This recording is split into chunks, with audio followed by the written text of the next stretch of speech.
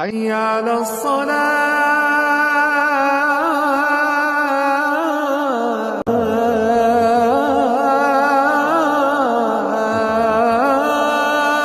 এর মধ্যে উপস্থিত আছেন বিশিষ্ট ইসলামিক চিন্তাবিদ, ইসলামিক স্কলার, লেখক মাওলানা মহিউল ইসলাম মাহিন চৌধুরী। আজ আমরা তার কাছে নামাজ সম্পর্কে কিছু তথ্য এবং মাসলা জিজ্ঞাসা করব। তো প্রথম মাসলা হলো নামাজের মধ্যে হাসা। যদি কেউ বলে নামাজে হাসে তাহলে করণীয় কি? আলহামদুলিল্লাহি রাব্বিল আলামিন ওয়াসসালাতু ওয়াসসালামু আলা রাসূলিহিল আমিন ওয়া আলা আলিহি ওয়া সাহবিহি আজমাইন। আপনার প্রশ্নটি শুনেছি। আপনি যা বুঝাতে চেয়েছেন বা প্রশ্ন করেছেন সেটি হলো সালাতের মধ্যে কেউ যদি হাসে তাহলে তার সালাত হবে কিনা। প্রশ্ন তো এটাই নাকি?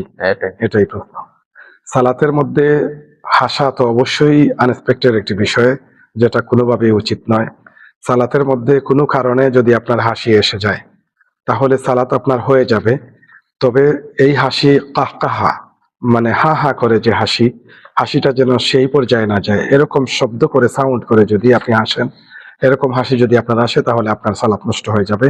এমনকি সেই সাথে আপনার অজুও নষ্ট হয়ে যাবে। আপনাকে আবার অজু করতে হবে এবং আবার রিপিট সালাত আপনাকে আদায় করতে হবে। বুঝতে পারলাম। নামাজে যদি উচ্চস্বরে হাসে তাহলে উচ্চস্বরে হাসলে, উচ্চস্বরে হাদিসের ভাষায় এটা হলো কাহকাহা বলি, এরকম অর্থাৎ হা হা করে হাসি, যেটা ওই রকম হাসি আপনি হাসতে পারবেন না।